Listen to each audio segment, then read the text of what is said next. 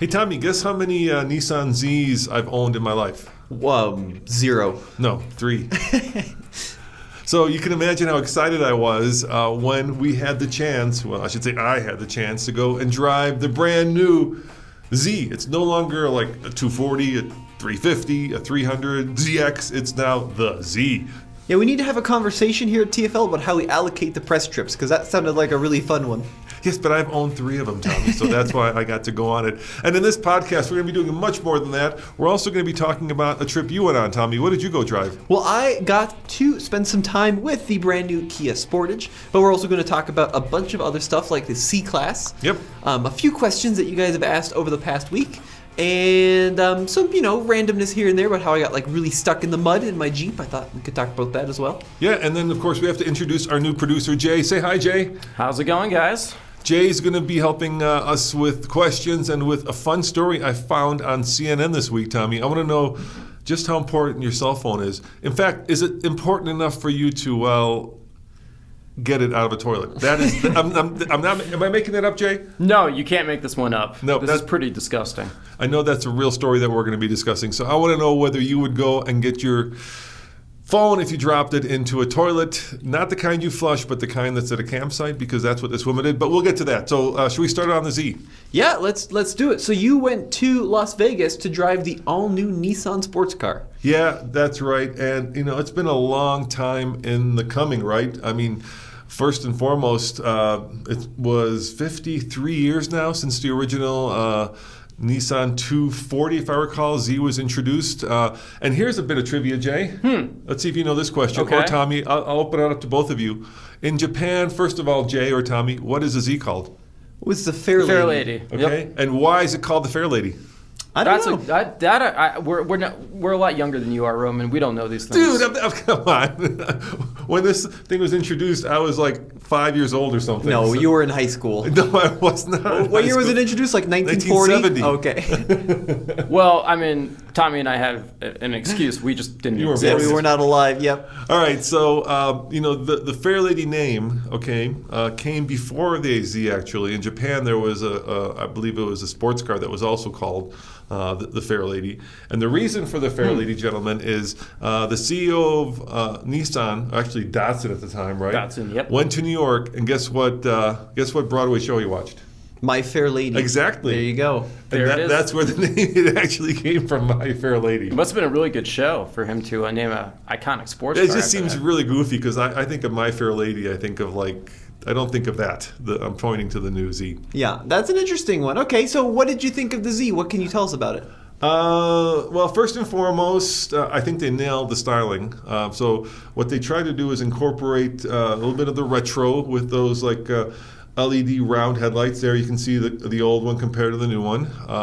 And then, of course, they gave it more power, gentlemen. 400 horsepower out of a twin turbo V6 and 350 pound-foot of torque, which is about, I think, 68 more horsepower than the outgoing model, which was a 370. Well, one thing I didn't know, which you told me, which I thought was really interesting, is I thought this was an all-new car from the ground up, but you said it actually shares a lot of its chassis development from the old one. Yeah. So it is a new car, but they did use a lot of the old chassis. So if you liked or disliked the 370Z, which was the previous gen, that was the 6th generation. This is now the 7th generation of Z.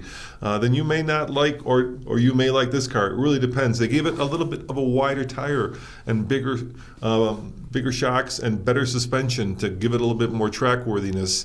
And I did get to go on the track, and that video will be coming out. If you're listening to this today on Monday, that will be coming on May, I think it's 16th. So we've got a little bit of time before we can actually talk about what it's like on the track. But I did do a walk around, which is already on alltfl.com, Tommy.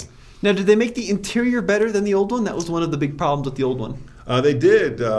So some of the switchgear is still shared. Yeah, it looks like the window switches and the door handles. Pretty similar. Yeah, the door handle's the same as the old 370. You see the little rear view mirror switch? Uh-huh. That's exactly out of any other Nissan product. But in general, the thing that really impressed me, Jay, as well, was, guess what? Look What? What do you see there? What's so cool about that picture? Yeah, What's the most manual. important thing on that picture? He had a manual transmission. Exactly. He found it. Yeah. It comes with an automatic or manual, a 9-speed or a 6-speed manual. What is 9-speed automatic, 6-speed manual. what does this little button do that has the shift pattern on it? Oh, good question. You know, Jay? That's the fun button. Overdrive feature? Nope, rev matching. Oh, okay. So it rev matches, which is really cool. And the best thing, guys, I got to do is they had the 370, then they had the manual version of the new vehicle and the automatic, and they got to do accelerations. So I was able to do a video where we went from 0 to 60 in the last generation, the new manual, and the new automatic, and that is also coming up on TFL Car. I can't wait to show you that one. Yeah, gotcha. Wait, what's this mean? Well, I think every time you turn your head, you're going to lose your audio. Oh, thank you for the... Yeah. No, I think it's a very cool looking car. I really like the changes they've done. I really enjoy the full digital instrument cluster. I think that's a nice improvement. And the seat design's pretty cool. The steering wheel looks very sporty and aggressive. But overall, it looks to be very attractive. I just can't wait to see what it drives like. All right, so we're going to have a group discussion here, okay? Okay. And I was having this discussion with Alex from Alex on Autos as we were driving back from the new C-Class. And it's a really good discussion, and he's going to be having it on his podcast as well. So I thought, well, you know what? Let's. We're not going to talk about the C-Class yet. Oh, okay. So let's talk about this. So they have not officially announced pricing on the new Z, but they have announced pricing in Japan.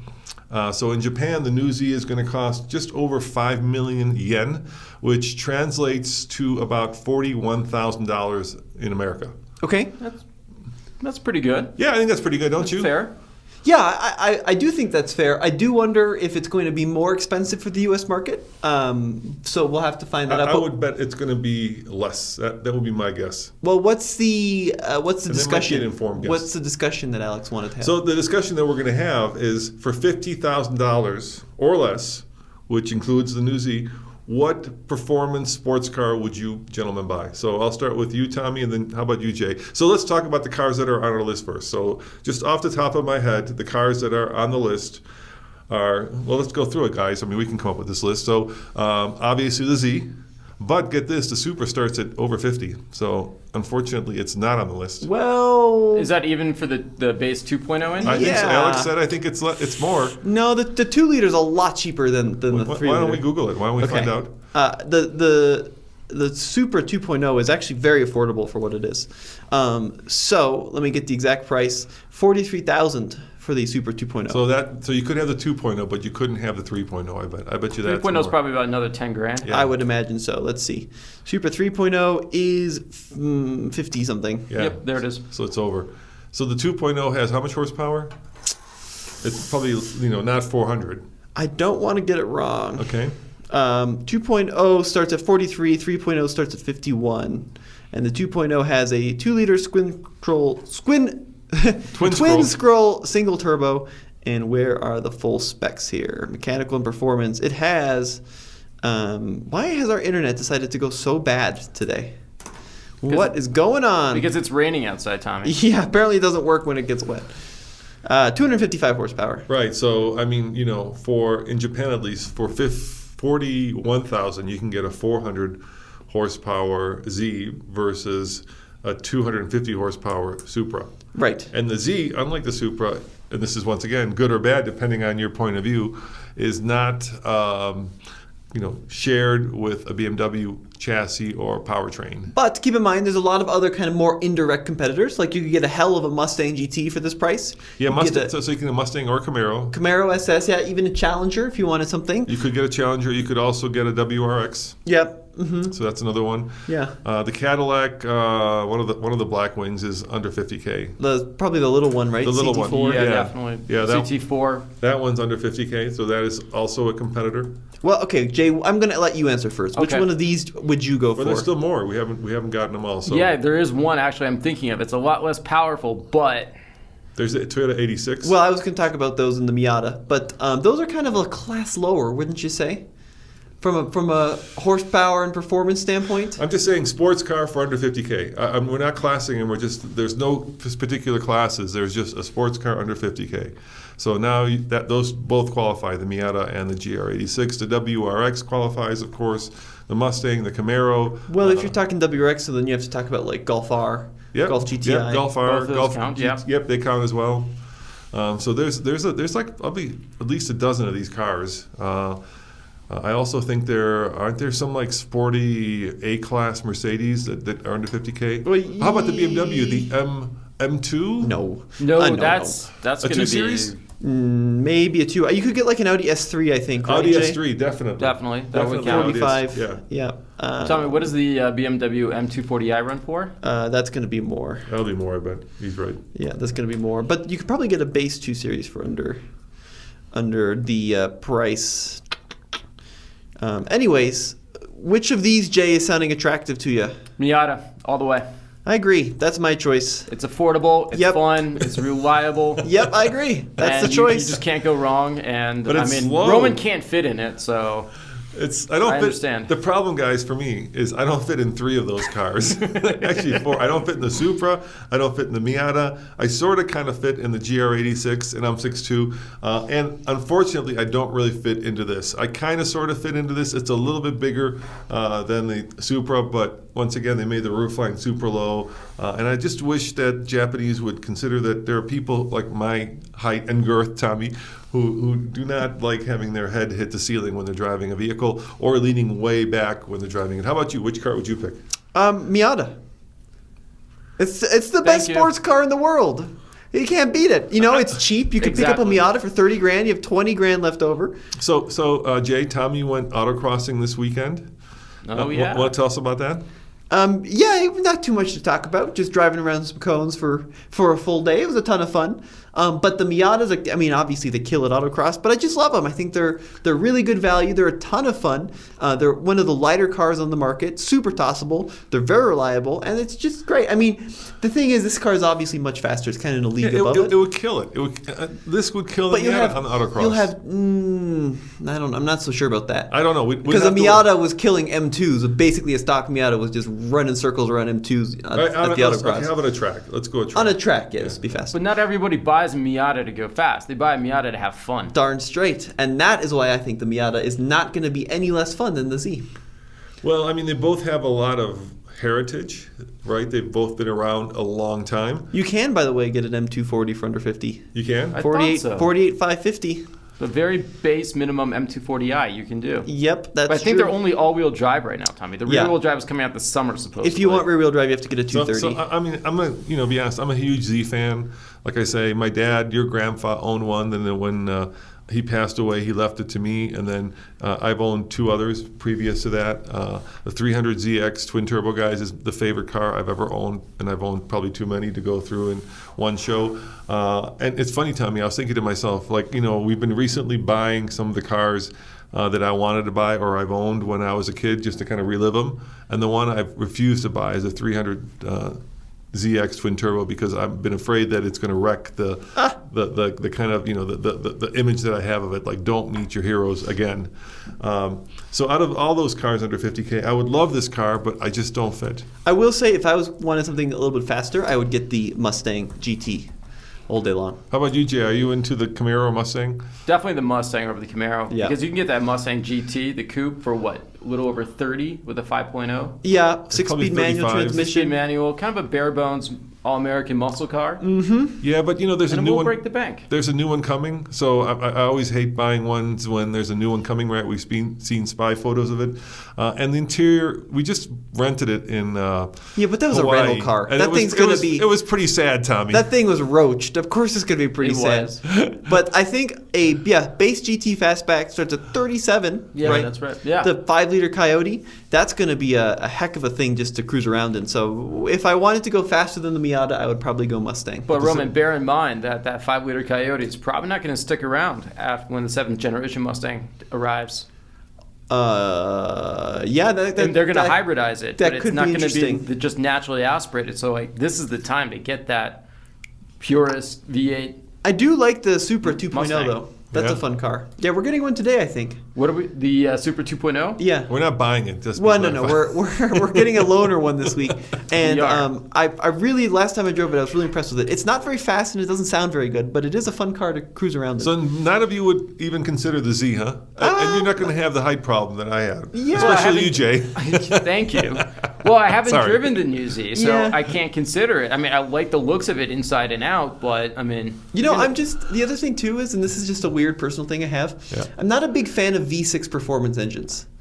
I They really don't like. sound good, do they? I really like straight sixes. I love V8s and four cylinders, but I don't know. I just V6 and they just they don't do much for me. We have a video with the exhaust note out there, so if you want to hear it. But yeah, a V6 never sounds well. Well, unless you're like I mean, an it sounds- Alfa Romeo GT V6. And I said that on purpose. It never sounds well. It always sounds a little sick to me, right? It sounds like it's got a bad cold. A V8 sounds much more healthy. Yeah, I did like that. The other one that would be at the top of my list, though, is I'd probably get a GR86 over this as well. Wow. We just drove that recently, and that thing was awesome. They really did a good job on the new GR86. So on this program that we went on, right, in Vegas, we worked, me and Ian, our videographer, worked really hard to get all the videos done. And then they had kind of a typical, catered lunch. You know what that is. Like, you want the beef or you want the chicken, right? Mm-hmm. So I was on my phone. I'm like, I think they have In-N-Out burgers in Vegas, and they do. And there was one like 8 minutes away. So we drove a bright yellow Z to the In-N-Out burger, and I got to say, it made quite the stir, gentlemen. Really? People were looking at it. People were pretty impressed. They were, especially yellow. Yellow is one of those colors that you either love or hate. Would you agree with that? Yeah, but this is not just any yellow. This is like highlighter green almost. fluorescent. Yes, it's It'll like glow in the dark. yeah, it's not a good yellow. But people were looking at it. People were like, Well, sure, a they lot would of look people- at anything in that color. There was a woman who walked up to me and she said her brother had owned one, and so she was curious about it. I mean, I think whenever you have an iconic car that, like, either you've owned or somebody you knew has owned, it always creates a stir when a new version of it comes out. All right, well, should we move on to the next segment? Yes, let's talk about that story. So here's a question for you. And Jay, could you read this story? It was on CNN. Yeah, this so- is Go for it. a little disgusting, but I'll let you guys think about this. Yep.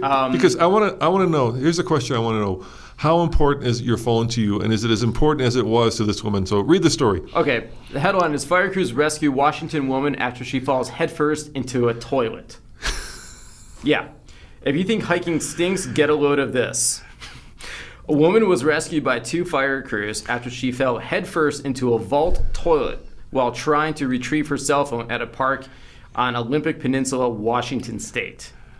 The woman in her mid-40s was using an outhouse on Mount Walker, which is a popular destination for hikers, apparently, earlier this month when the accident occurred, according to the local fire department. Basically, a vault toilet is a waterless, non-flush toilet usually placed at outdoor locations like campgrounds, so named because the toilets store waste in an airtight vault underground. After dropping her phone in the toilet, the woman disassembled the seat and housing of the toilet in an attempt to reach it, the fire department said on Facebook. It gets better, or worse.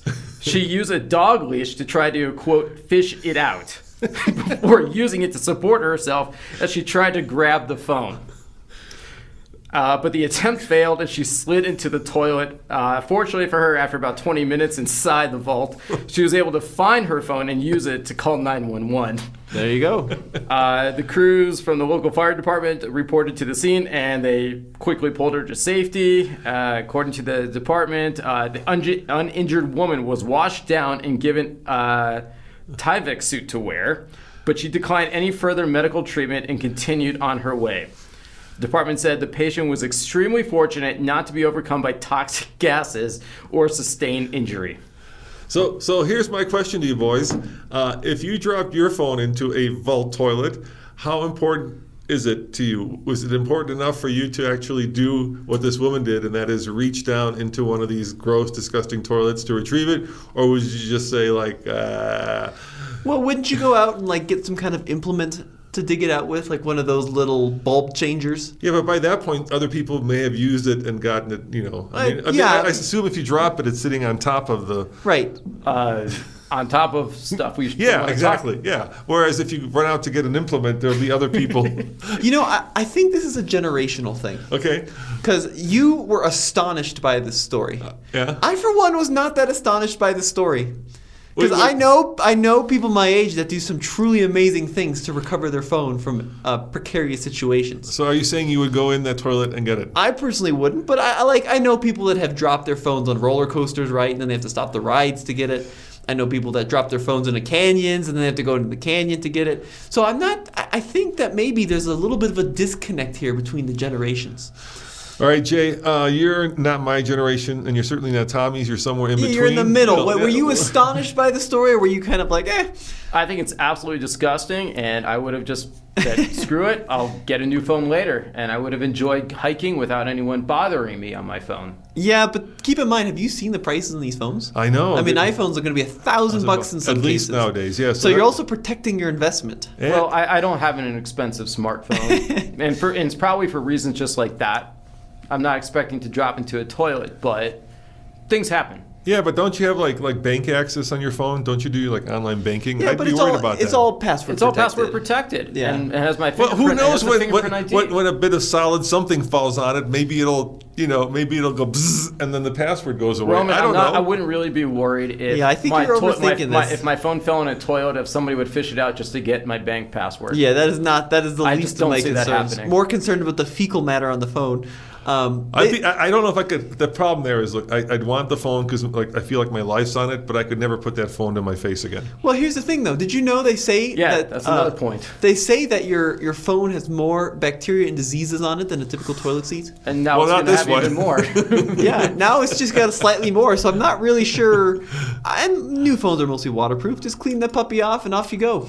They are water. It's true. They are waterproof. Yeah, they're water resistant. And those little disinfecting wipes are everywhere because of COVID nowadays. And you That's true. can also wipe a phone as well now. Remotely. I've got mine in a case. I would throw that case away. So well, sure. So why did you bring this up? What does this have to do with cars? Well, it has nothing to do with cars, but I was wondering how far you would go to actually retrieve a phone. You were this astonished by the poop phone story. I was, yeah. Huh. I was. Like, how important have phones gotten You see, to our I lives? saw that and I was like, yeah, that sounds about right.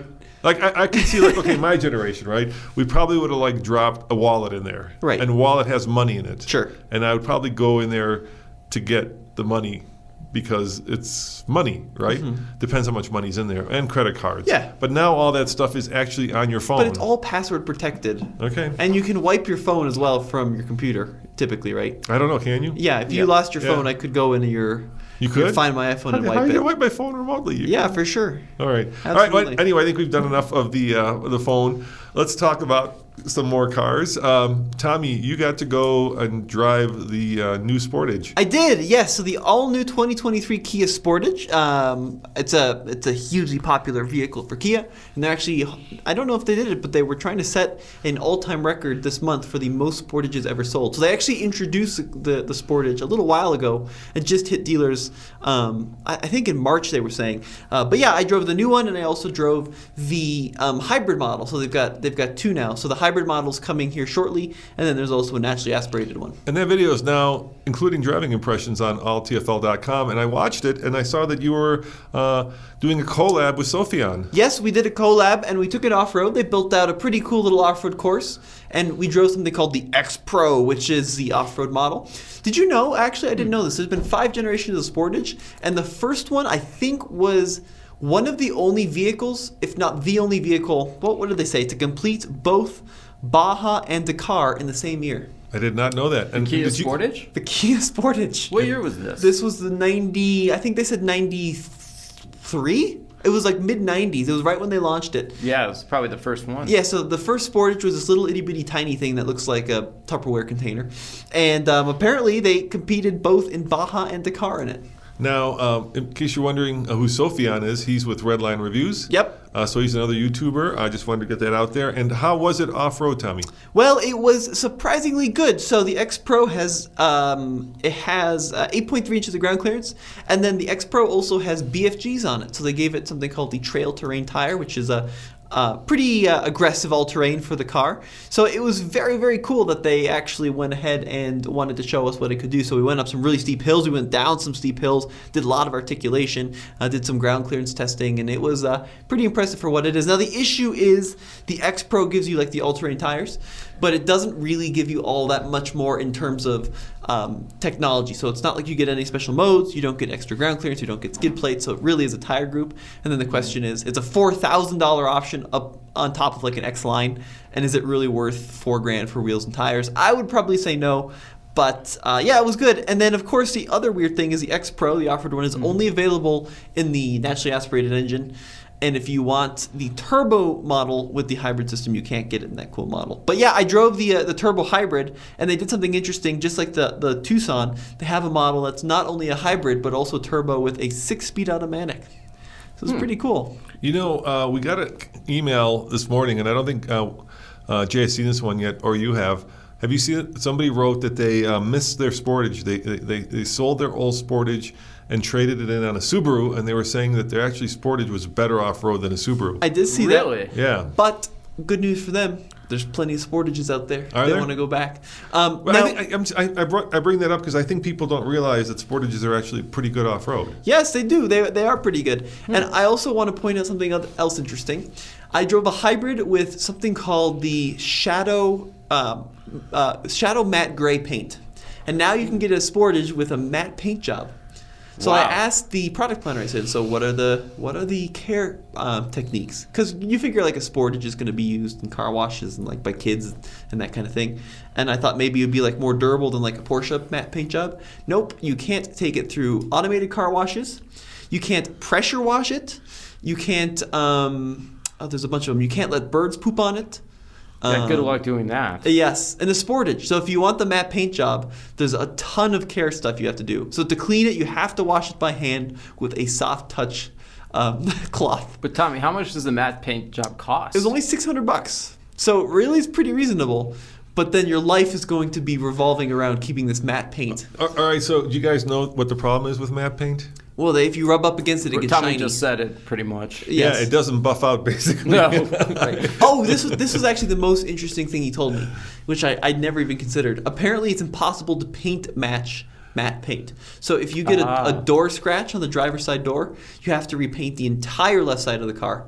So you have to repaint the front fender, the driver door, the rear door, and the rear fender to get it all to match, right? That must be terrible, just like with like little paint chips you get Could from you stones imagine? on the highway. And the thing is, like, it's one thing being able to care for a matte paint job on like a high-end Porsche or high-end BMW, but on a Kia, that's pretty nuts. Yeah, that 150,000 mile Kia with the matte paint's going to look pretty. 150,000 mile, yeah. So that's used a one. really time-intensive $600 extra. Yes, it's $600 to make your life a paint correction specialist. Well, here's the issue, right? With matte paint, let's say a bird does happen to take a dump on your new Kia, right? Right. And then you go and you wipe it off. If you do it like too aggressively, you will shiny up the matte paint, and Yes. you're going to have a shiny spot on the matte, Yes. which is going to look, like I said, 150,000 miles from now, pretty bad when you've done that all over the car. And then you have to repaint the whole side of the car to get it to match. Same again. problem with bugs, I take it. I didn't ask about bugs, but I did ask about bird poop, and they said you got to get Now, it what off color is there. it? It's shadow gray. It's like a dark gray. Like a laptop, kind of like your laptop. Yeah, a little darker than that, but Yeah. pretty much. Okay. Yeah, but it was a really good car. It has a curved digital instrument cluster in the top end trims. Hyundai really? and Kia do something really bizarre, though. They do this thing where if you want wireless Apple CarPlay and wireless Android Auto, you have to get the base model.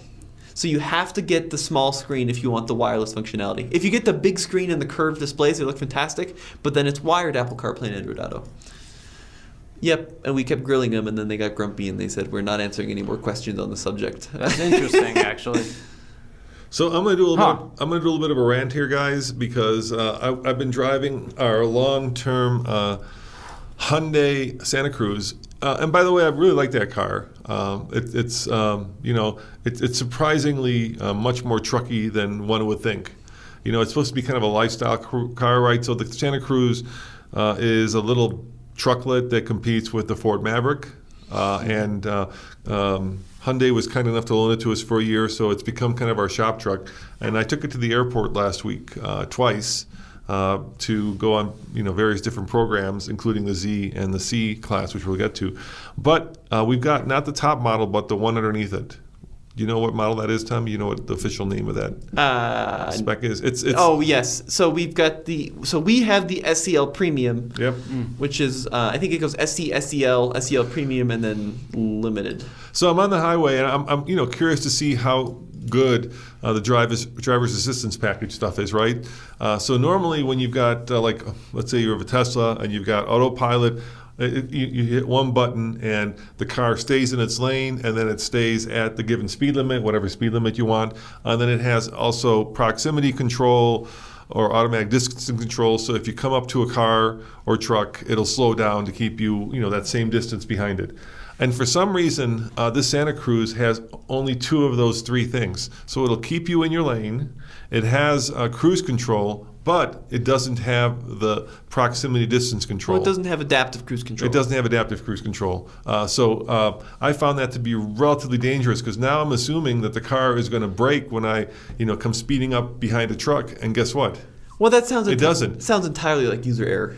No, it doesn't. Why would you expect it to have one but not the other? Because they're kind of being packaged now, right? On every other car, even our Subaru that we had, right, the Crosstrek. Yes. They're packaged as one driver assistance program, like autopilot on a Tesla. Now I've got a. But now there's 3 different systems, and one of them isn't there. And so you expect the vehicle to kind of drive itself, but it doesn't. The 2 main ones, there's really 2 main ones. There's adaptive cruise control and lane centering. Those are your 2 primary highway adaptive systems, right? And what Tesla does is you have 2 different levels. You turn once for adaptive cruise control and twice for lane centering. So if you want lane centering, you have to have adaptive cruise control. And I actually think this is an advantage of the Hyundai. I don't think I think it's dangerous. With the Hyundai, you can drive around on other roads and still use lane centering, but still use your pedals. Which I find extremely frustrating. I do like it a lot. Like, for example, going out to the ranch, you've got these long, kind of never-ending straight country roads where I wouldn't use the adaptive function of cruise control because cars could pull out in front of you. But I do like having that peace of mind of lane centering just in case. So I actually do think it's a really handy thing, and very few vehicles offer the ability to disconnect the 2. I disagree. I think it's dangerous. I think you're expecting the car to slow down when there's a slower vehicle ahead of you, and it just balls right into it. But why would you expect that to happen? Because I mean, you would expect it to happen. Because the car is just driving itself, right? To me, driving itself well, means first of all, that it's steering itself, it's right? not driving itself. I mean, it still is level 2. You still have to have your hand on the wheel at all times. But it's approximately driving itself, right? So it'll go around bends on its own. And not really. If you go any more than like a 10-degree bend, it turns off. So you got to be. It's really an assistance feature. I'm just saying, Tommy, you expect the car to drive itself, and you just automatically expect that for a car of $35,000 that has that feature would always also have the adaptive cruise control, which it doesn't. And so, you're kind of driving along and you're like, oh, there's a car in front of me, a truck. I think it's going to slow down. And next thing you know, you're almost hitting the thing because it doesn't slow down. Well, that's because you're using the system wrong. I mean, the reason you're expecting... imagine this. No, whoa. Take a big step back there, Gungadin. You are using the system wrong. I hate that when you blame the victim instead of the criminal or the disease, right? This to me sounds a lot like, you wouldn't be as fat as you are if you ate less, So take a big step back there before you say I'm using the system wrong. Well, first of all, you're relying on it way too heavily as like a self-driving system. It's only an assistance feature. I am not relying on it too heavily. And I also think you are not a good person to talk about this. You know why? Why? Because you drive every loaded car on the market that has adaptive cruise control. So you have gotten painfully used to it. Tommy, but if you can I finish what I'm going to say? Yeah. Can I please finish? No. If you gave it to someone like my mom, who has never used adaptive cruise control, she wouldn't think twice about it. Did you hear what I just said? What? I said our $23,000 Subaru Crosstrek had it. Sure. $23,000, and every Toyota, every Honda, they all come standard with it now as part of Toyota's 2.0. Yep. Right? So I am not driving the Lamborghinis of the world, as you're implying, that automatically have it. I'm talking about a $23,000 Subaru Crosstrek that has it. I still think you'll find there's a lot of folks out there that's never once touched adaptive cruise control, and they wouldn't expect it to break. And that would be me. Yeah, and I was waiting for the moment to jump in. Please do, because you have a Crosstrek. I do. I have a brand new 2022 Crosstrek Sport. Mm-hmm. and it's got the eyesight, Yep. all that standard. I tried it. I don't like it. There you go. Call me old school. That's fine. I like to drive. I agree. I like to be in control. I do. I don't like, even when I was a teenager learning to drive, I didn't even like cruise control. Yeah. Standard cruise. I just like to be in control of the vehicle. No, That's simple. I like the lane centering because on a long trip it kind of helps you out just a little bit. But when I'm on a road trip, I don't use adaptive cruise control because I had a really bad experience with it once, and ever since then I don't Well, really you trust can't it. just throw that out there. What happened? Well, you had a similar bad experience. It was in a Tesla, and it went into full emergency braking because the adaptive cruise control thought an overpass was a wall, and you almost got rear-ended, right? And ever since then, I don't really trust the someone else, a computer, to be relying on the brakes. Tommy, mean, I trust me. Yeah, I agree. I trust Jay too. We need Thank Jay assist. So, Jay, you want to drive me to the airport next time? Anyways, I just think it's a slippery slope because if you start relying on this stuff as full driving technology, that's when you're going to get into the big accident.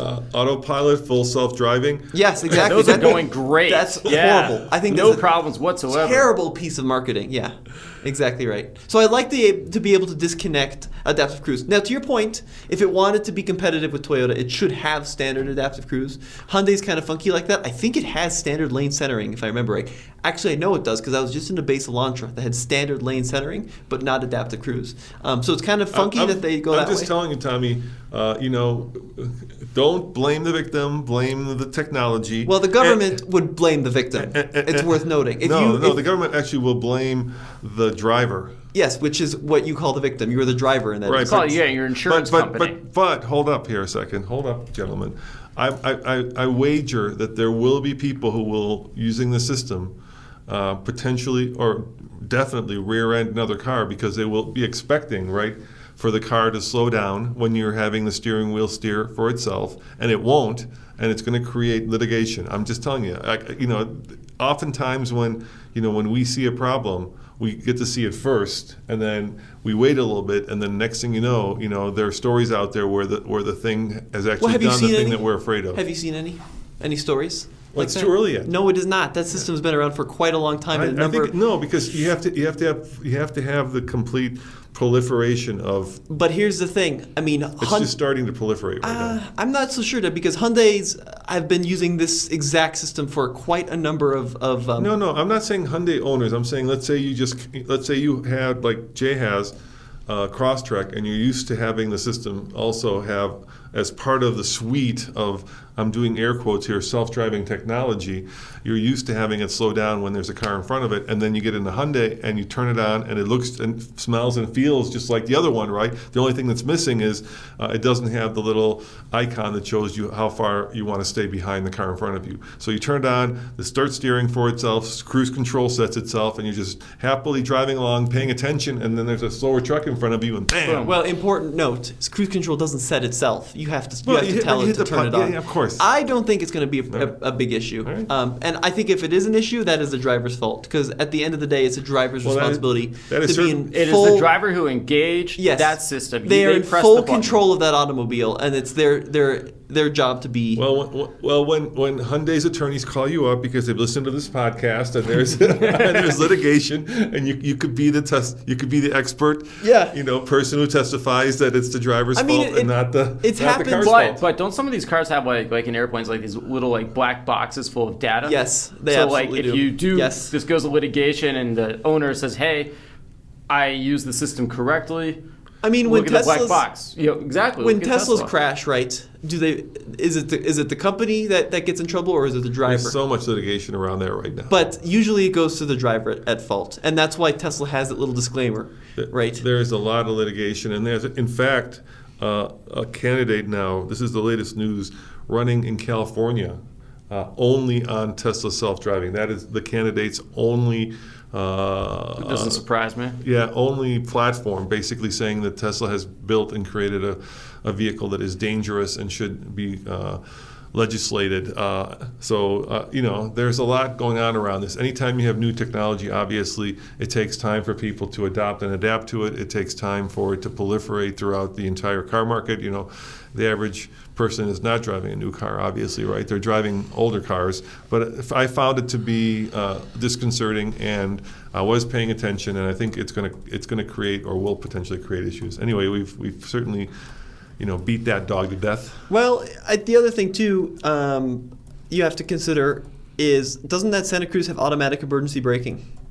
So even if you were coming up on a truck and you forgot, wouldn't it slam on its brakes? I think it has automatic emergency braking. Yeah. I think it's up to, I'm not the sure. Forward collision avoidance assist. I'm not sure. Does it work up to like highway It speeds? should work at any speed. Yeah, because the Mini started to freak out the other day when I pulled up on a car too fast on the highway. I don't know. Maybe it'll. Yeah, it didn't hit the brakes, but it did go into the full. You know what I really hate though is when the system, like the lane centering, takes effect a little prematurely. Yeah. You're like a few centimeters Well- away, and all of a sudden the steering wheel just Well, it's interesting, goes right back, and here's and where it it's also like- gets confusing, because there's two different technologies at play here. There's like lane keeping, right, which will nudge you back if you start to leave the lane, Yes. and then there's lane centering, which is designed to keep you in the middle of the Right. lane for kind of Right. the assistance side of it. All right. So what you're saying, Tommy, is if it has, now we're just speculating. So let's not. So- please don't. If you're an attorney and you're representing somebody who got in this accident, please don't. So call us here's up. let me tell you what Hyundai calls it. So there's lane keeping assist, which warns you through audio and visual cues if your vehicle drifts out of its lane. And then there's what we're talking about, which is called highway drive assist, which is the thing that keeps you centered in your lane. Or is that lane follow assist? Using the front view camera to detect this features assists the driver's steering. That's lane. There's It's so very many confusing. systems here. It's hard to keep track of like what here- does what. Here's sometimes. okay. So if you play this out logically, right? So you're saying it's got autonomous braking, right? Yeah, All right. So you're driving along and you don't have adaptive cruise control because the car doesn't have it. because the car doesn't have it, but it's got lane centering and it's got cruise control. Yeah. So you're driving along and you expect the car to brake, and you pull up behind a truck, and the car doesn't brake until emergency Yes, that could happen. emergency braking. Yes. Right? All right, In which yeah. case, the little old lady driving the CR-V behind you slams into you. Yes, that's Yeah. correct. Exactly. But that's correct. There's a possibility. Right, because you just slam down your brakes. Right. But she should have kept distance. But why are you relying on the car to do your braking when you don't have adaptive cruise control? That's just stupid. I expected it to do it, and it wouldn't. Well, that's do it. your fault. You should have paid more attention. It doesn't have any of the features that it should have for adaptive cruise. It doesn't have the distance control. There's no way to adjust the distance. Right. So that should have been a good hint to you. This car doesn't have adaptive cruise control. I'm just saying, Tommy. I'm pretty good at technology, and this came as a bit of a surprise, and I found it a little disconcerting. We got to get you out of S classes. No. No. Or Once Hyundai again. Santa Cruz. Or yeah, we gotta get you into more. A Miata. Yeah, get you into Miata. Exactly. That doesn't have.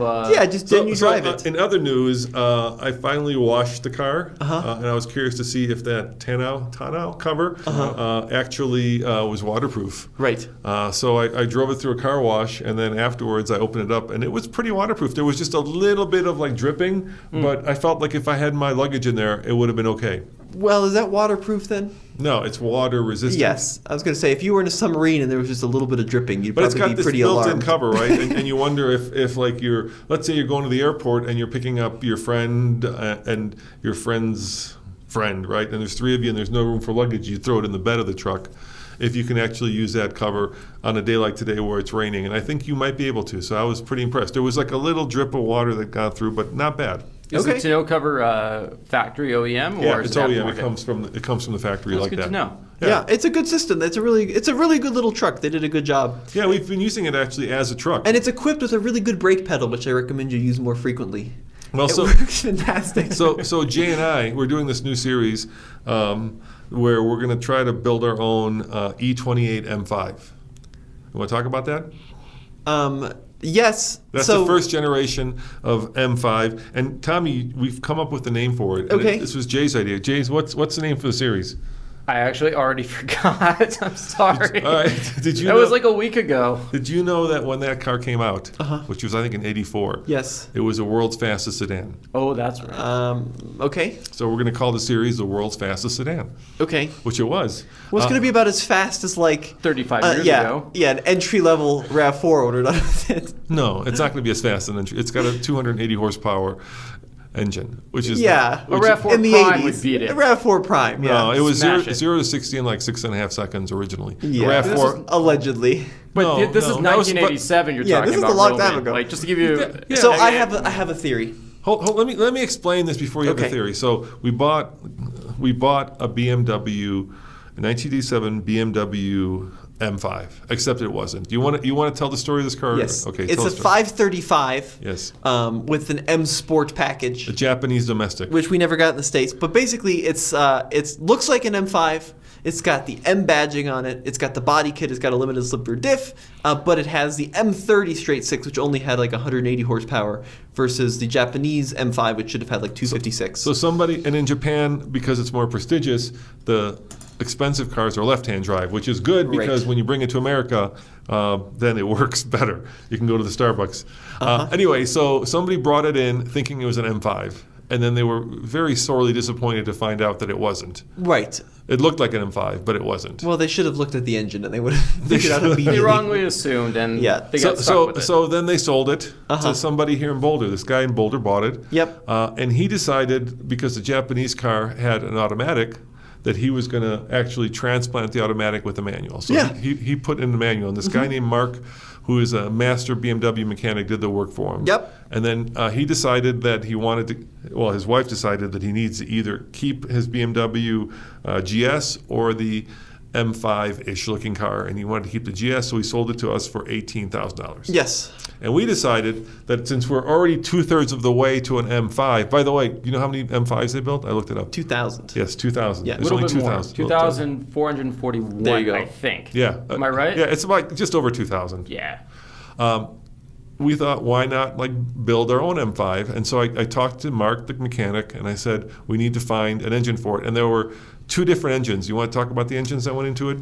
Yeah, I mean, there were, so in the M5s, there was the M88, which was like the European engine, which was basically a non-catalyst engine with 280 It horsepower. had higher compression. And it had a single row timing chain, which was a big flaw on it. And then in the US, we got the S38 version of that motor, which had a dual row timing chain, and then it had a catalyst, and it was like 250 horsepower. So it was down like 30. And then that S38 engine continued into the Second generation. Yeah, the E34 M5 as well. Or the M6, which came along. Yes, that would have been the same. Yes, engine. Same basic engine. So if it had been American spec, it would have had another difference, and that is it would have had symmetrical headlights. So there's 4 headlights in the car, and the European ones had the inner headlights were smaller than the outer lights. Yeah. And so we've got the European headlights, and we've got the European bumpers, which are Right. cooler. So we've got the cool bumper, we got the cool headlights, and then because of Mark, we were able to find an original M88 engine, which potentially that car would have had.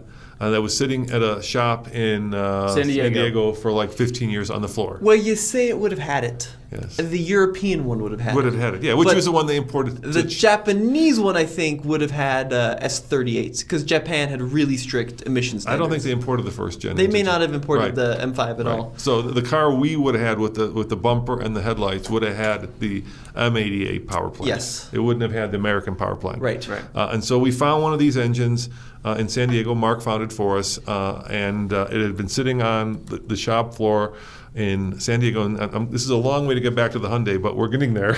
It'll getting come. there. It'll make sense in a It'll make moment. sense in a second, yeah. So we found it, and we sent Alex and Case to go pick it up, which they did, and brought it back. And we paid $8,500 for that power plant, which seems like a lot, but I feel like M5s are probably going for like $50K. So right now we're at $18,000 for the car and $8,500 for the plant. And then me and Jay loaded it up into the Santa Cruz, which right. and Mark thinks the engine weighs about 500 pounds. Yeah. And Roughly. it did really well. So we put it in the Santa Cruz, couldn't shut the tailgate, and drove it to Mark, where we unloaded it. And Mark immediately took the header off. And tell him what we found, Jay. It was blue. The header or the head? The head, sorry. Okay. The head. Yeah. Well, It was painted blue partially. It should not be the painted engine was blue. painted blue, which was I guess that was because of a pretty well-known BMW tuner. But we found that actually inside it all looked pretty good. Good, yeah. Considering its age and it just sat for a long time. But Mark said something which was a little terrifying, and it turned out to be, unfortunately, a bearer of bad news. He saw that the engine had no spark plugs. Yeah. So what do you think happens to an engine that sits by the ocean for like 15 years with no spark plugs? Well, why did they take the spark plugs out in the first No place? clue. We had no That's idea. also an alarming. We were puzzled too. No We had clue. no idea. Yeah. So Mark took the engine apart Uh-huh. and found out that the pistons were rusted. Yes, that sounds about right. And unfortunately, that's expensive. But fortunately, he knew the guy from the shop we bought it from, and he's going to cover the cost of either fixing, or I don't know how they're going to fix the pistons, but they're going to redo the pistons. So we're going to have to rebuild the engine. But I kind of expected that. Right, and we're still missing like a lot of wiring on it. No, it came with the wiring It No, harness. the wiring harness That's was good. there. Yeah. Now- and there's something else cool. You're right. Tell them what happened when we took apart, Jay, the little box, the little computer box. It was still functional. Yeah, we but thought. what was in the box? What was cool about it? It had a special little chip. Oh, Okay. Jay doesn't remember. I don't remember.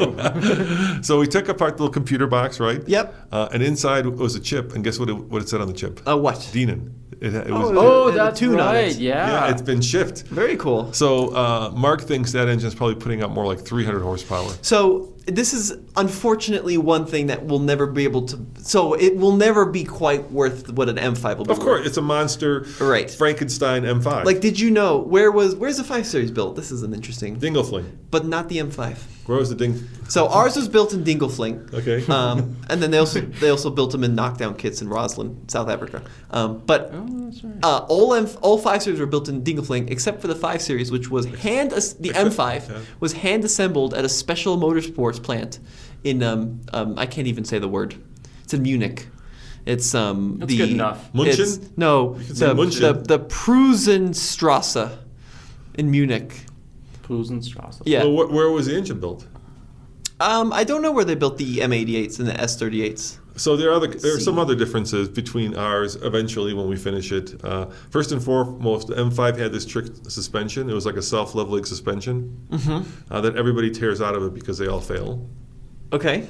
And then the other difference is they had power seats. They had one of the first power seats. Oh, really? And ours has manual seats, manual sports seats. And I think in North America, weren't all the M5s black on tan? There was maybe 2 colors. There was black and white or something. I think they were. No, I Were think they all the all M5s were black on yeah, tan. yeah. Yeah, I want to say that's true. Anyways, it'll be a fun series, but the Santa Cruz held the engine pretty well, huh? Yeah. Yeah, drove fine. Like, I was in the front passenger seat. Didn't even feel like we were hauling something like that. Yeah. And speaking of self-leveling suspension, the Hyundai Santa Cruz also has self-leveling suspension. It does. Yeah, in the rear, pretty cool. Yeah, so when we put 500 pounds in the back, that kind of went, "Vroom," and then it just, was happy. It didn't squat a lot. And considering that truck has 1,400 pounds of payload, that's pretty impressive. You know where the M88 came from, right? Where? The M1. That's right. You're Yeah, right. so that's another bit of trivia that Jay looked up. You remember, Jay, the only other quote-unquote exotic car that's a lower production car than the E28 M5 is what, Jay? The M1. M1. There you go. Yeah, It's pretty special. that's pretty special. Yeah, Well, yeah. That's what Wiki says. You can argue with Wiki? yeah. What? Because the E36 M3 lightweight was fewer production. No, but it's now you're looking at a Like model. the Evo models, I think were probably. But those are submodels. No, in general. Oh, okay. Right? The E28 M5 is the lowest production BMW outside of the original M1. There you go. That's pretty cool. Yeah, that is It's a cool. Even Mark piece, was pretty impressed by cool what he piece saw. of trivia. Yeah, and it was pretty cool pulling that engine out, and we're gonna do a lot to it. The one thing we don't have are the exhaust, the headers. We have the headers, but we don't have the headers. We don't have. Do we have headers? Do we No, have headers I on? don't think it has headers. I don't on think it. we have those, no. No, so we need headers and we need an exhaust. And Mark suggested that we make it pretty free flowing. I Okay. think that's a good idea. Is he going to help us find? Yeah, you headers? can get them. You can get headers Okay. for it. They're expensive. They're like $2,000. Yeah, I was going to say it's pretty pricey. And the coolest thing about that car, if you guys can't picture it, It's got those two little round exhausts that come out the back, and they're centered, right? So there's like these two little, let's say they're maybe like $50 size exhausts that are stuck pretty close together that come right out the middle of the thing. And that's what makes it special in my mind, besides the fact that it's the world's fastest sedan. Okay. It's going to be a cool project, especially Yeah, more so so once it's done. So the plan is we're going to take the car we have, we're going to benchmark it, take it to the track, do a quarter mile, do 0 to 60, do 60 to 0 probably, and then swap the engine. And he said everything's going to work, including air conditioning, everything. Nice. Very cool. Well, first we got to rebuild the engine. Yeah, that's going to take a little bit of time. That's going to take some time. Well, very cool. But the Santa Cruz held it around just fine, huh? Yeah. Good to hear. All right. Jay, do we have some questions from our lovely listeners and viewers? Yeah, we do. We have one here from Shelly. She has a few questions about the 2023 Toyota Sequoia. She's currently driving a 2005 Sequoia Limited with a luxury package. She bought it new, loves it, and then last October she ordered a 2022 Sequoia Platinum and was told it would be 5 to 7 months before she would get it. And then in January, she was told she would not get the 2022, but the 23 model. Yeah, sounds like Rivian. Yeah, except they didn't change the price on her. That's good. That's good.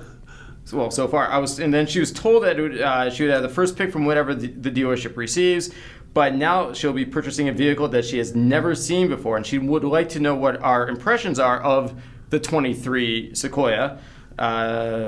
Specifically, will she be losing cargo room? She doesn't need the third row that often, and she just doesn't think that'll be a problem. But she still likes the Platinum. The capstone just looks too over the top for her, and she basically just wants a comfortable ride for 3 adults on a daily basis. And they live in the San Diego area, so freeway driving is going to be pretty constant as well as around town. And she really wants our help. Well, did you drive it? I have not as much as seen a Sequoia in person, so I'm not going to be much help on this question. Well, when the Tundra comes out, then there's a Sequoia because they share the drivetrain. So we know a lot about the Sequoia. I think, did Andre drive it already? No. Did he? So he's just going out to drive it. Well, so Andre went to the launch reveal, though, so maybe we'll have him talk about it more on the Talking Trucks. But we can certainly talk about the powertrain because it is based on the Tundra. What do you think of the Tundra? My biggest worry, Shelley, would be not the size. I think, they rarely make cars smaller. I'm not sure about the size, but I bet you it's bigger. You look like you're about to fall asleep, Tommy. You want to go out and grab yourself some Red Bull or something? Because I'm really having a hard time concentrating when you look like you're about to fall asleep over here. I'm trying to figure out what to say about the Sequoia.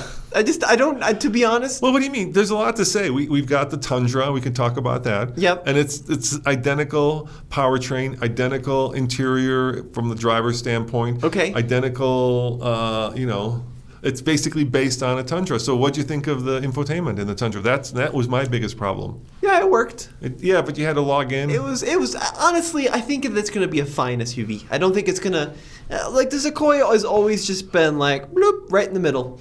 It's going to be big, it's going to be comfortable, it's going to have pretty good room, it's going to have pretty good tech, and it's going to last a long time. There you go. Okay. That's about all I can say about it. Well, how about styling-wise? It looks like a Tundra with a top on it. Yeah, like every other Sequoia. People in the comments said that the people think the Sequoia looks better than the Tundra. Than the Tundra, yeah. So people like the look of the Sequoia. I just don't have a whole lot to add about the Sequoia. I hate to say it, but I've never been much of a Sequoia person. So you're saying you're not a fan. Why don't you like the Sequoia? I feel like if you're going to get a big SUV, the Tahoe is the best in class and always will be the best in class. I feel like it's never really been dethroned in that manner. I think they sell a ton of them, but for a reason. I like the way the Tahoes look. I like the way they drive. I like the way they make use of their space. So according to Tommy Shelley, you're supposed to go out and cancel your Sequoia reservation and go get yourself a Tahoe. Sure. Is that what you're saying? What? Do you agree, Jay? I don't know. I don't know because I don't Toyotas, like Sequoias very much. Yeah, these Toyotas are bulletproof, man. I mean, you can just drive them forever. But we don't even know that about the new one because they went away. It's a Toyota. Yeah. What could go wrong? I mean, it's got that twin turbo V6, right? Which hopefully is going to be very good, but we just don't have the data on it yet. Well, we put 7,000 miles on it without any issues. Yeah. Look, Shelley, my suggestion would be go and test drive a Tundra, because it will be based on that, so the power will be very similar. And my biggest issue was, we just got the new Chevy ZR2, and I drove it all weekend, and I was blown away by how good the infotainment is. And whether we like buy a Tahoe. Whether we like it, it's a different system. The Tahoe doesn't have the newest. Although version. the new Yukon, I think, has got the new. They just redid the Yukon, but the interior. Tahoe doesn't have. The one we drove does not have it. Anyway, infotainment is becoming much more important in the car driving, buying, owning experience, and if it's frustrating. And I'll give you what I mean by... You really didn't like that infotainment? And No. I think a lot of the issue was... It forced me to log in. We had an early one. Once you log in, though, the idea is you never have to log in again. Yeah, but they took some pretty big missteps. For instance, if you wanted auto stop start, they wanted to make that as a subscription. So immediately... No, it was a remote start. Remote start, yeah. Remote start was a subscription-based fee. So immediately I started thinking to myself, the reason they're making you log in is because they want to force you to buy things that once upon a time used to be complimentary when you bought a certain level of vehicle. It sounds like she should get a Tahoe. No, I'm not saying get a Tahoe. What do you think? Did you have a chance to drive the new Tundra, Jay? No, I didn't have a chance, but I have driven a Yukon Denali last winter. There you go. And did you like it? No, not the Denali. I'm sorry, the AT4. Did you like it? Yeah, that had the 6.2 liter V8. That thing's a beast. And I drove that out to Breckenridge to go snowboarding one day, and the roads were a little choppy, and man, I was confident driving that. Toyota does a really good product, and I think that the Tundra is a very solid, middle-of-the-line kind of truck in the lineup. And I think the Sequoia will be probably just the same. So here's, like I said, the infotainment issue, right? Toyota's infotainment was kind of bottom of the pack in terms of its usability, Right. in terms It of was, its... It was not amazing. It was not amazing. So they built their entire in-house team. So they didn't build it on Android Auto, right? Mm-hmm. What they did was they built it from the ground up, and they made it much better. But unfortunately, with the ZR2, it's gone the next level. And so right now, the current Toyota system is like the truck itself, in some extent, is at par with where the current set of technology is. But it's not where it's going. So I feel like because that's such an important part of the buying process, I think she should drive or test or play with the Tundra and make sure she's comfortable with that system, because I promise you it's going to be in the Sequoia. In terms of room, longevity, reliability, power, I think it's got all that. No, sure. And I like the design of it as well. I think it's a very good looking truck. And you're right, the Capstone edition is, the manufacturers recently have found out that there seems to be no ceiling in how much they can charge for very expensive, and so it's they're running out of different names to call the most expensive one. I think Ford has now 3 different levels of premium truck, right? There's King Ranch, Limited, Ranch. Yep. Yeah, and now Toyota has 1794, now Capstone, and what's going to be above Capstone? Okay, so what's the next question? Yeah, actually, here we go. This is about the Ford F-150 Lightning range extending generator. Okay, that's So this is going to be good because we're going to be driving that F-150 Lightning really soon. Shouldn't this be on trucks, though? Should say this for Andre. This is a car Yes, show. but this is a nerdy EV question, so I kind of wanted to dive into it a little bit. All right. So the question is... Let him read it. Okay, you want to read it, Jay? This is from Chris. He's trying to get an answer from Ford on this, and he just hasn't received a reply yet. Even with the manager in charge of the Ford display at a recent auto show, what he wants to know is, will Ford include as an option the gas/diesel generator disguised as a toolbox in the bed? Ford has a patent on this very item, and it would make his travel trailer towing much better than the F-150 or so miles with just the battery. He says he could travel all day instead of just going 2 to 3 hours, charge an hour, then another 2 to 3 hours, and then charge again.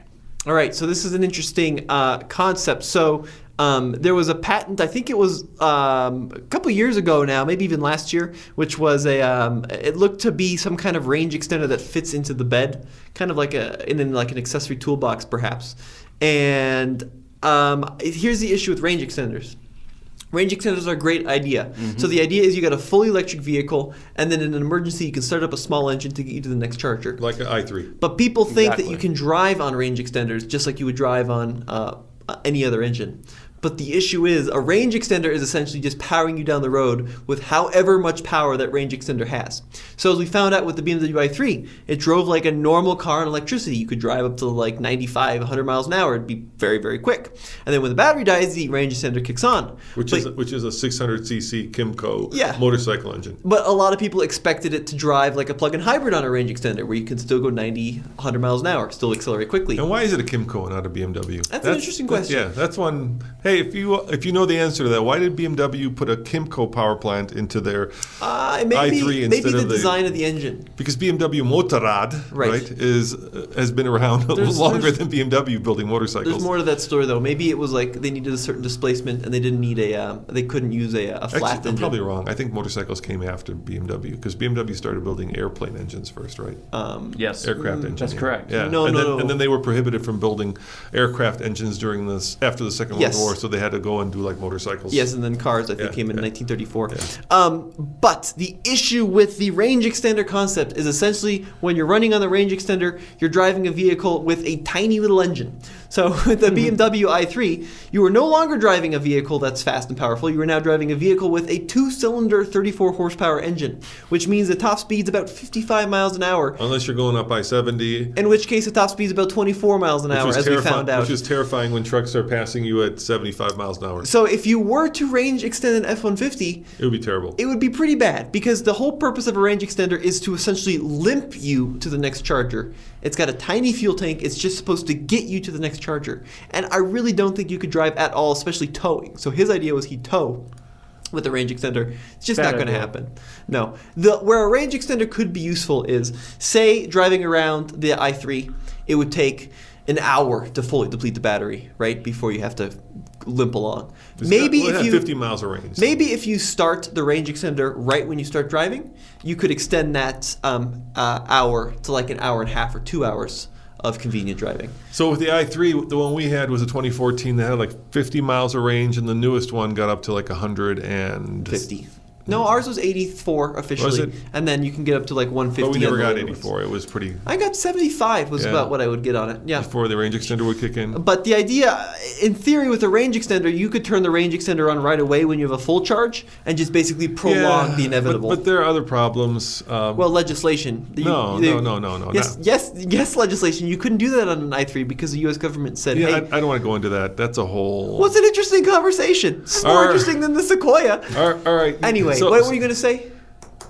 Now that you opened up this can of worms, we have to go into this. So when BMW brought the i3 into the States, they wanted it to be classified as an electric vehicle, right? Right. Yes. And not a plug-in hybrid. And you got huge advantages in California for doing that. So in order for it to be an electric vehicle, it had to go further on electricity than it could potentially go on gasoline, which meant that they shipped it with a 2.5-gallon fuel tank. And then they had the software limit it to 2 gallons. So it would go just ever so slightly further on electricity than gasoline. Yeah, but there was more to it than that. And then what you could do, in Europe, on the European i3s, you could turn on that range extender whenever you wanted to. Here in America, you had to wait till the battery was completely dead. You know what the sound of that? That's the sound of everybody clicking out of this video. They've already clicked out long ago. Because like the BMW i3 was just, everyone loved that BMW in America. Well, it was the reason I keep going back to it is because to this day, it's the only vehicle sold in the States that was officially marketed as a range extended vehicle. Can I get to my original point? Sure. The problem, and we found this out with the range extender, is that you have 2 powertrains and you basically have to service 2 powertrains. So if you have a Kymco engine in a BMW that doesn't run for a long time, our charcoal filter, for instance, which you have to have because it has gas in it, right, became somehow corrupt, and we couldn't, when the charcoal filter stops working, you can't open up the little flap on a BMW i3 to pour gas in, so then it's a very expensive trip to the car dealership to get it fixed. No, you've got the battery you got to maintain, and you've got the engine power. Well, you got the battery, you got the motor, and the engine you have to maintain, and that gets expensive. You've got 2 powertrains. In theory, it shouldn't be that expensive, but it was because it's an old BMW. But you could, to clarify, when the charcoal filter failed, we could still put gas in it. We just had to manually pop it. Well, you have to go through the emergency release. To clarify some more, there's a little button in the car that when you push it, it opens up the flap normally, right? Right. But to do the emergency, you had to open up the hood and then pull a lever manually. So every time you wanted to fill it up, you had to actually pop the hood and But then that pull would be lever. that's not the fault of the range extender. That's the same thing on a plug-in hybrid. You have two powertrains. Well, the fault is that you've got two powertrains that you got to maintain. Right. Which is a pain in the butt. Anyways, it was an interesting question. And the other thing, too, is you'd be astonished at how large of an engine you need to provide such a small amount of electricity. So, for example, look at the size of generators, right? If you go to like your Home Depot and you get yourself a normal-sized little 110-volt generator, the thing's going to weigh like, 50, 75 pounds, and it's a pretty big unit. And then you go to plug anything in and you quickly realize a couple of blenders and that thing's maxed out. So then you go crazy like we did. We had a $5,000 Honda generator for a while. Do you remember this thing? I remember, yeah. It was like 200 and something pounds. Right, It yeah. needed like 3 people to lift it. This thing was like half the It was size of a truck bed. 5,000. 5,000 watt unit. Yeah. And a 5,000 watt generator might be able to propel a car at like 10 miles an hour. Maybe. That's why the F-150 with the onboard power, Mm-hmm. right, is such an efficient generator. It generates a lot of power. Well, because you got twin turbo V6. You've got a 350 horsepower twin turbo V6. But then you can't drive on electricity for any meaningful amount of time. Right, but it does generate a lot of power. So in order for you to generate a lot of power, you need a hell of a lot of gasoline engine. And it'll do so. Did you know it uses about a gallon an hour? Yes. Yeah. And the new Wow. F-150 Lightning, 36 gallon tank will last you about the new electric 36 F-150 hours. you're going to go drive tomorrow, Yeah. has like 11 kilowatts of onboard power. So that's even more. Yeah, if you guys are listening to this today, which is Monday, I'm going to go drive the Lightning tomorrow. That's because Andre is going to drive the new GMC Ultimate Denali and the AT4X. So we're going to have a lot of great truck content over at TFL Trucks. So I'll have a walk around of the Lightning. Tommy, I think Andre's going to have a walk around of the Ultimate and the AT4X. So a lot of great stuff on truck. But let's get to the vehicle that I just drove last week, which is a new C-Class. There it is. There it What do you is, think of the yeah. styling? It looks a lot like the previous one. Yeah, is that the new one or is that the old It's one? like, I thought it was a refresh at first, but Yeah, I thought so too, but apparently it's all new. yes. Did you know it's 3 inches longer? Now I do. Yeah, thank you for telling And us. did you know 2 of those inches are at the hood and only 1 inch is in the rear? So you get, out of those 3 inches, you get about 1 inch more leg room in the rear, and that is according to Alex on Autos, who was on the program with me. What about I the trust him. wheelbase? I don't know. I didn't ask about the wheelbase. He said they put 2 more inches. He said also, me and Tommy had this interesting conversation, Jay, and let me see. I'm going to ask you this question because Tommy corrected me, so let's see if you can think of this. So boy. Mercedes said that this is the very first 4-cylinder, 2-liter turbo that is a mild hybrid. In other words, it has a 48-volt system. Yes. And over breakfast, Tommy corrected me, and he said there was a previous vehicle that had a 2-liter turbo hybrid.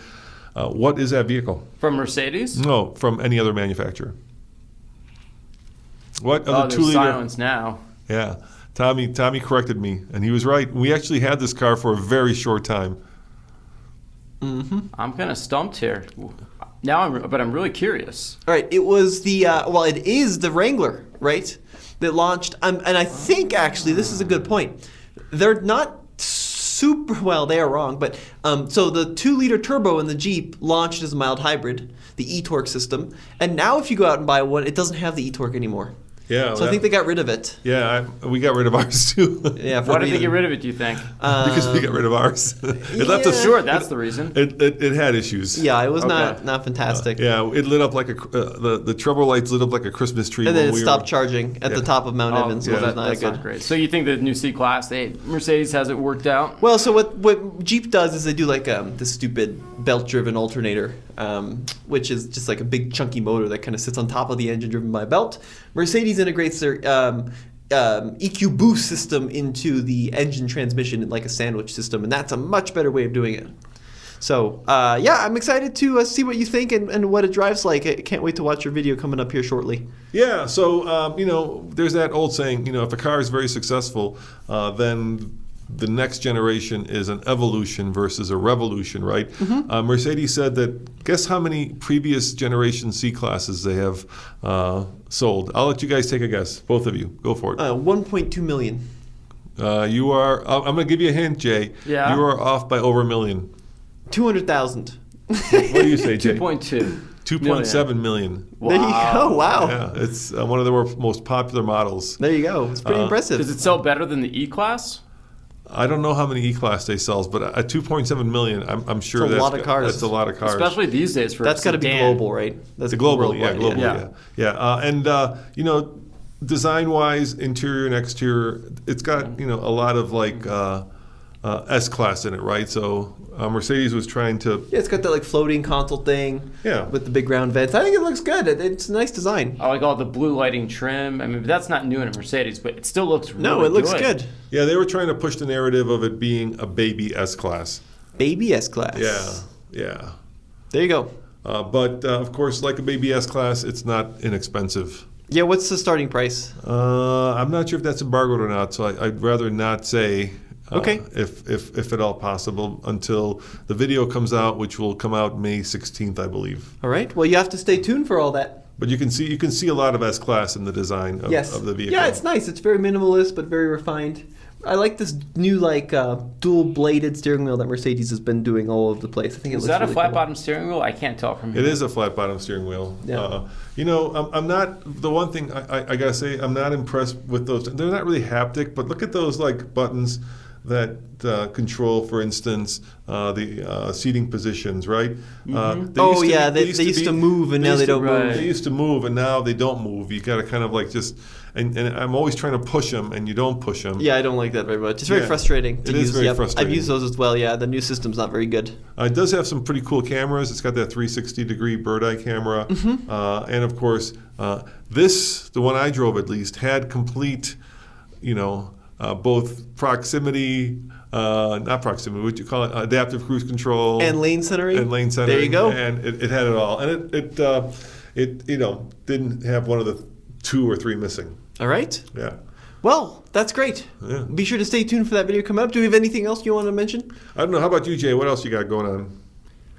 I drove the Infiniti QX55 over the weekend. Yeah, tell me about that. It looks really good inside and out. The 2.0 turbo engine is kind of a disappointment in this car. Really? It's just, Why? Well,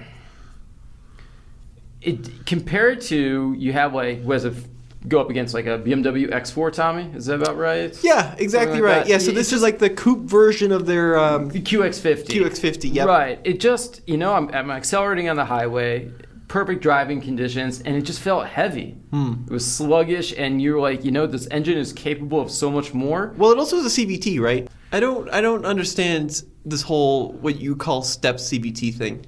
Because they're trying to simulate a standard automatic, that's but what's called so step they CVT. I know, but it's fake gearing. It's basically. clearly fake. So why not just embrace the CVT-ness? Because people don't like that. But it's more efficient. It's probably faster. Just and to let it Nissan, drone. Nissan has created this like step that makes the CVT sound like. Well, not just a lot of companies do it too. A lot to of be clear. companies. But also, I honestly, think Subaru does it as well, if I remember right. Yeah, much Subaru, everybody but does yeah, it. it has that in my Crosstrek. Yeah. But that Crosstrek costs an awful lot less than that QX55. Yeah, it for doesn't an work. Infiniti at that price, I can't remember. I mean, you're talking at least $55,000 or so. Right. I mean, you shouldn't be having a CVT. You should be having at least Especially in a model solid that's like 8-speed supposed to be automatic or sporty, something. right? It's kind of got some sporty looks around it. It doesn't drive very sporty. It drives kind of like a heavy hunk of metal.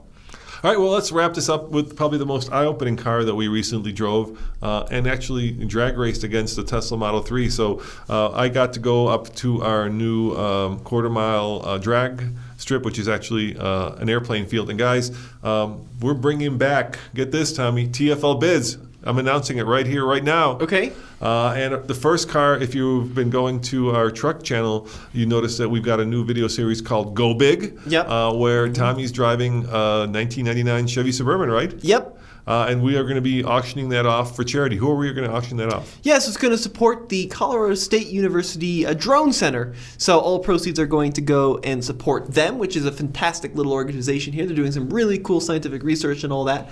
So all the proceeds from this auction are going to go to them, and it'll be live here pretty shortly, hopefully. So you'll have all of that information coming up very soon. But yeah, it's just going to be a way that if you like the vehicles, you've seen the videos, you can potentially bid on it and potentially own the vehicle as well. So very cool stuff. Yeah, and the reason we're doing this is because they're letting us use their drone testing aircraft strip for drag racing. So we wanted to thank him because we're doing a lot of fun videos out there, drag racing, all kinds of things, including trucks. But we recently had a chance to drag race the brand new BMW i4 M50, which is an all-new electric 4 Series BMW that looks like a regular 4 Series, except if you look close, you'll note that it doesn't have exhaust pipes. And so we thought it'd be fun to match it up against its direct rival, which is the Model 3 Performance. And that video is up on TFL AV or alltfl.com. I won't tell you which one won, but I got to tell you, I was super impressed by that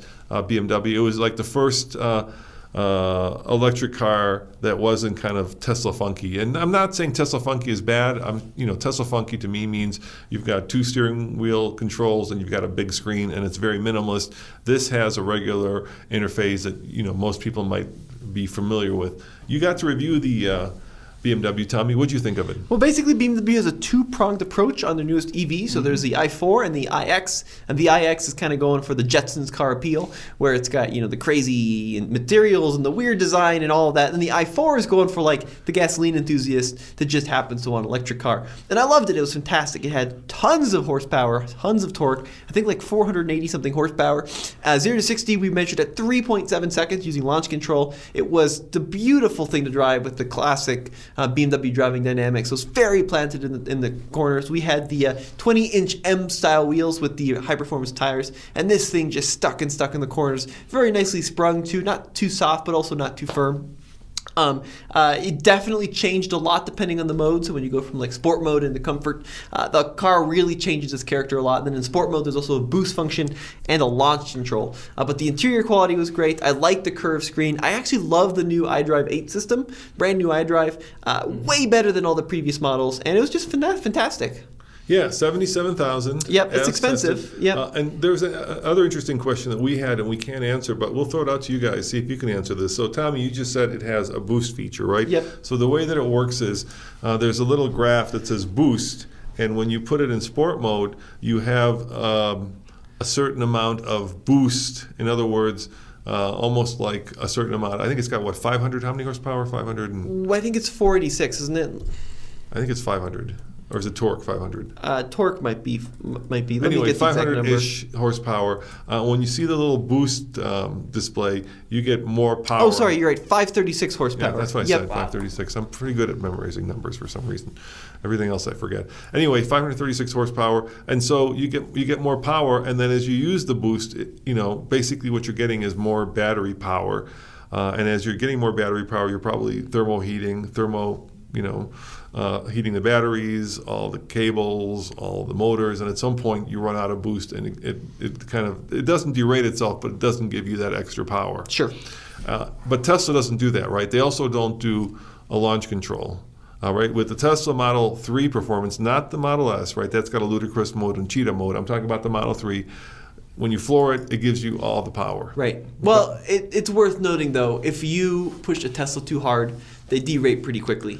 Right, that was my question. So, like when the Porsche Taycan came out, one of the things that Porsche said was you can do the same 0 to 60 run 10 times over, and it won't kind of derate itself. So the question is, do you need launch control? I mean, it seems silly. And do you really need this boost feature? Shouldn't it be just like Tesla that when you floor it, Jay, what do you think? You get all the power. Do you actually have to have a special boost feature and launch control to get the quickest acceleration? What do you like better? That kind of like it goes to, I'm not going to, that's a cliche. You know what I mean?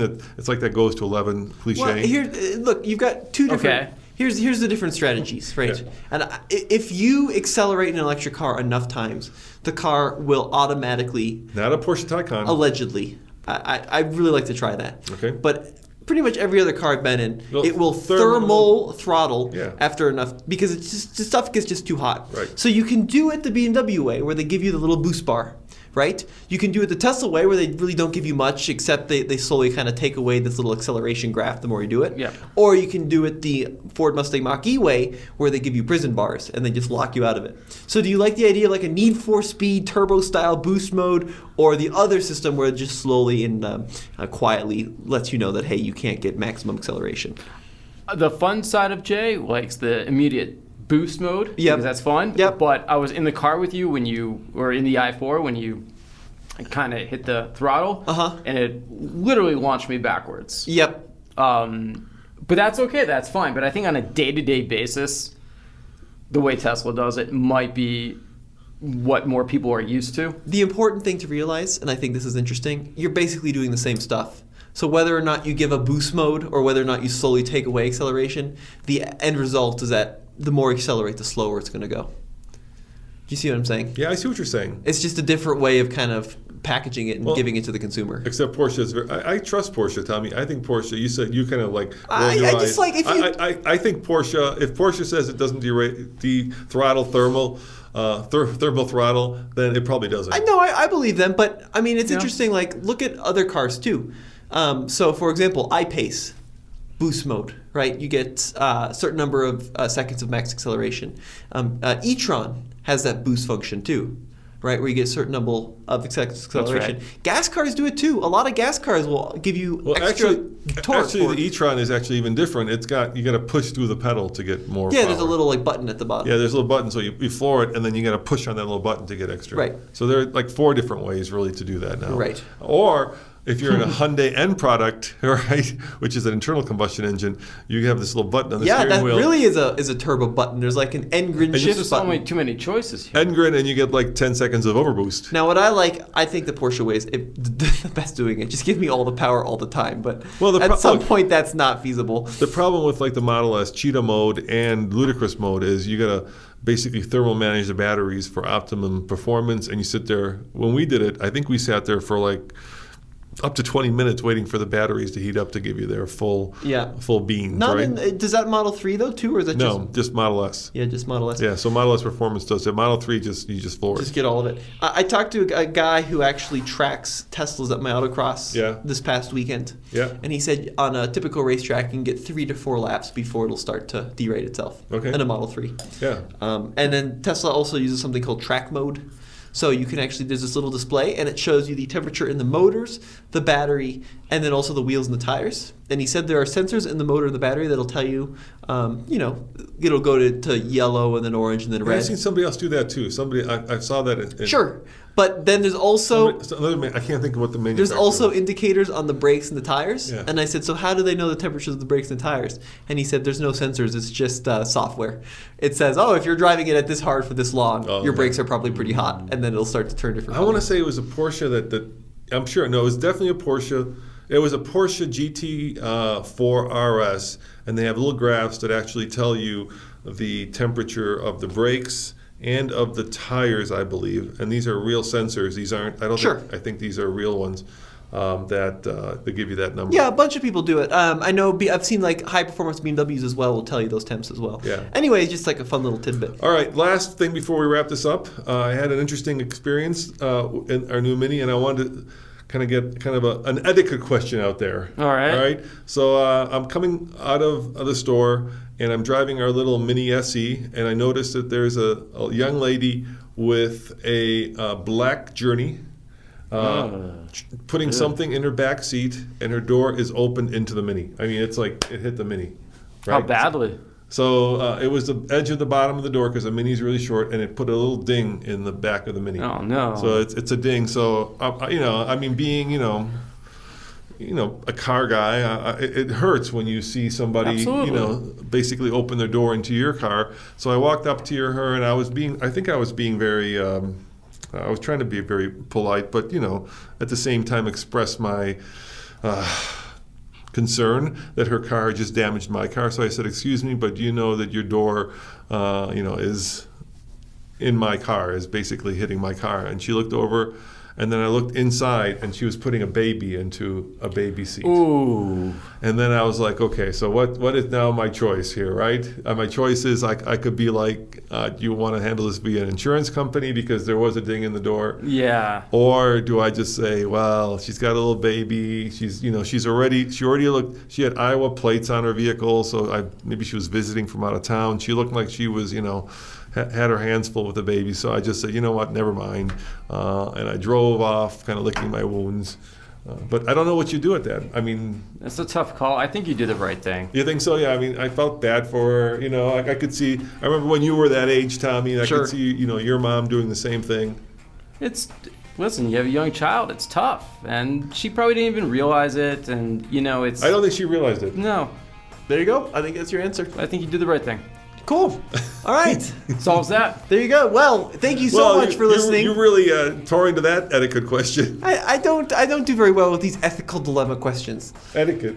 Etiquette. Yeah, etiquette dilemma question. No, I think you did the right thing. We'll just call it the baby dent in the baby dent. Just it's part of doing business. In other words, part of like owning a car and parking it in a busy parking lot. Absolutely. Yep. Yeah. All right. Well, that's been quite the long hour and a bit. All right, let me know, since Tommy's not helping out. Thank you, Jay, for helping out. In the comments below, what you think was the right course of action, and what you do when somebody does that. Because oftentimes you get to your car, right, and you see the ding, but you never actually see the person who's done it because they have either unwittingly or wittingly left the scene of They'll just drive away Yes. as fast as they Yes, can. Yes. And as always, check out alltfl.com for all of our stuff in one location. All right. Thank you for watching. Thank you for listening. And see you guys next time. Ciao.